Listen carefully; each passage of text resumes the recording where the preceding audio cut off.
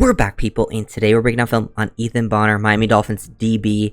I think he had a really quality performance in this preseason week 1 versus the Falcons. Overall, feel very good about his play. They were really putting him on an island a lot, allowing him to go one-on-one. He had a couple negative plays, but one of those, and it was really a penalty on the receiver. So I'd really only say he had like really one play where I think he actually got beat. But he went out there, made plays, and they were really playing him in press man a lot too, which I think that's not his biggest strength, and he still showed up and made plays. He showed off his instincts. I thought he looked more comfortable in coverage too. I think that's the biggest thing to take away from this game is in his transitions, he didn't take as many false steps. He's a very good athlete, and he's always had that in instincts, but I think there was like a technical part of his game that he needed to improve on, and I think he's been showing that, and I really do. I really feel that he is going to contribute this season. He's going to be the next Dolphins DB UDFA that makes an impact. There's been the Nick Needhams, the Kidder Kohus. I think Bonner even has higher potential than those guys, and he has great versatility to play outside, do some things in the slot too. Showed off his physicality. He was getting involved in run fits. And I also really believe that him and Saran Neal will be like your main special teams gunners and go out there and get involved. And I wouldn't be surprised if at some point Bonner is like your corner 4, even pretty early on in the season. But yeah, they really put him to the challenge. They left him isolated one-on-one on the backside multiple times, and I like that. He stays patient here off the line, stays square.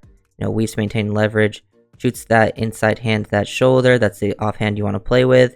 And then now that he trusts his speed too. You could tell that he's playing on a low field shoulder here because he's waiting for the break. He's trying to anticipate something else, not thinking they're gonna throw vertical on like a 3rd and 7, but they throw vertical, and he knows that he has that long speed to catch up. And you can see he gets back easily on top of the receiver, like he's running step for step with him in a good spot, but with that speed he gets all the way back into the chest of the guy. Would have played through the hands if the receiver tracked it in better, but yeah, just overall good work, isolated to the boundary there. Really excellent job all around, and I think Ethan Bonner really does his best work overall when he's playing like in a zone type coverage, but it's nice to see Bonner doing things in different ways, because you got to be able to be versatile in this new Anthony Weaver defense, and it feels like Bonner just fits really well. Another example of him one-on-one versus Casey Washington, who was I think a 6th-round rookie for the Falcons. Second year UDFA for Bonner, and he just gets down, has another good rep. He tries to give him like this inside shake, hit the the fade down in the end zone.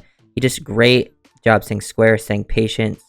Really good bend here, balanced in his stance. The base is all good. Then once he sees a break to the outside, he gets physical too. I love the physicality he played with in this game. He's getting involved in run fits. We'll see some hits later where he bullies, the receiver, get him over, and he just sticks in the hip pocket, squeezes it towards the sideline. The receiver never even had a chance. The ball was thrown out of bounds, but if he was thrown in play, Bonner was all over it. Love seeing that side of his play. Really impressed overall with what we saw with Bonner. This might be my favorite play from him. This is also a big Patrick McMorris play. Shout out to all the young DBs. They really showed out in this game. I thought they were one of the better groups.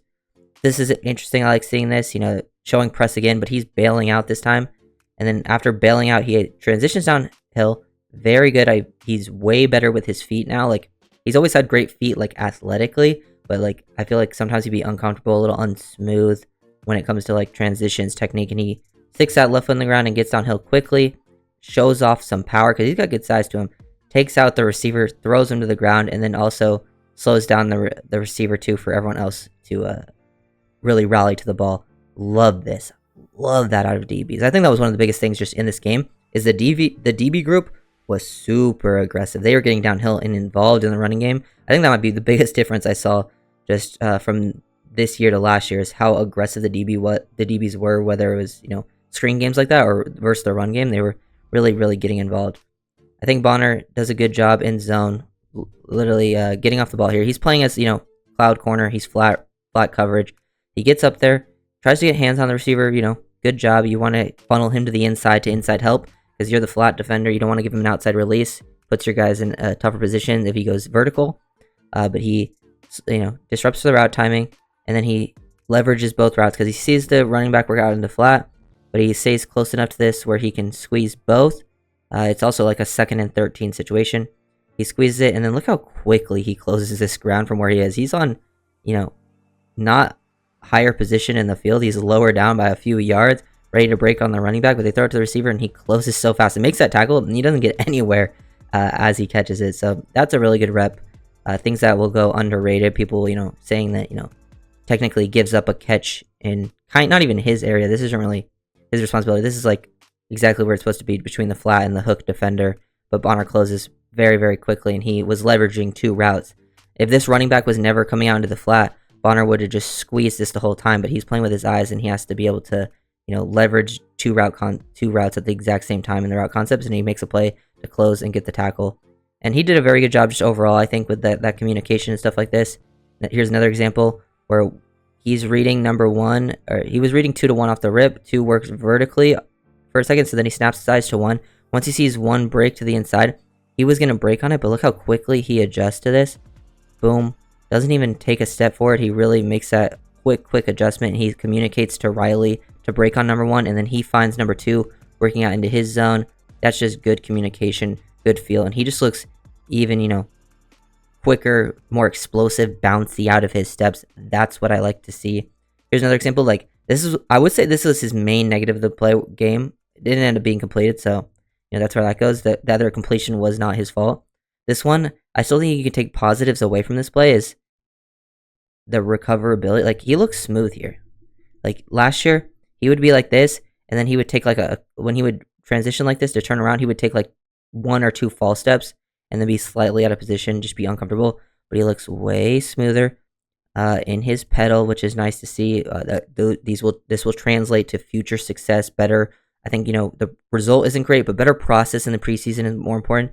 He opens up his hips, which gets him slightly out of position. The guy works into his blind spot, but then look how he's able to spin out of this and actually recover pretty well and close the distance. It would have been completed if it was, I think also the receiver broke this off. This is supposed to be like an 18 to 20 yard comeback. The receiver ran it at 15. You can tell by Penix having to speed up his process there, and it was just too late. So this is like, a route that's not technically supposed to be ran, which makes sense. But Bonner looks really, really smooth. That even when he is beat, has that ability. He has the speed, he has the length, but he also has those change of direction abilities, fluidity after opening up your hips, completely get out of it. Like, he wasn't in that bad of a spot for playing that rep not perfectly, which is pretty solid. He also got involved in the run a few different times that I'm not going to show. They weren't like crazy plays, but like for being an outside corner and getting involved in a run around 5-6 yards down the field is pretty good. And he's also going out there and doing stuff on special teams as a gunner. Neal will be like your main special teams guy, but I think Bonner can do a good job. This was the rep where he lost, but if you look, receiver goes straight to the face mask, pulls him down. He's holding it right there. You can see it. There's also zoomed in angles. He definitely did it, and that just makes him fall off balance, and he was never able to really get hands on the receiver. And then now he's just in a bad spot. He tries to catch up to him. You can still see the speed to hawk him down very, very quickly after the catch, but that is unfortunate that his day looks much worse because of that rep, on a statistics sheet, which I think, he would have had a much better chance of making a play if he didn't get face masked. Because as we saw earlier, when he was in those press man situations, he did a good job covering up those receivers, these Falcons guys. I really do think he showed that he belonged. Bonner not only showing, and he was one of the first, I think after Neal, he was the next corner to come out. I think, that shows that they're pretty high on him, and I would be very surprised if he didn't make the roster. Like, that's how confident I am. He's pretty much a lock at this point, and he's also just one of those guys that I could see actually seeing some significant playing time, especially if there's still injuries to like a Cam Smith.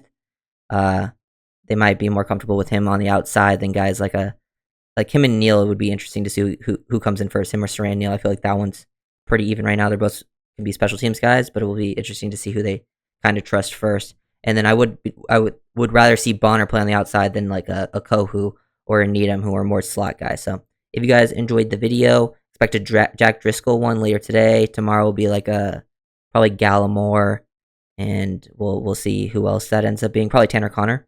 And then, continuing streams, lots of videos to still go. So many players played really, really well this week. Lots of preseason observations to have that I'll probably do in a stream too. So if you guys enjoyed the video, make sure to like, comment, and subscribe. And I'll see you guys next time.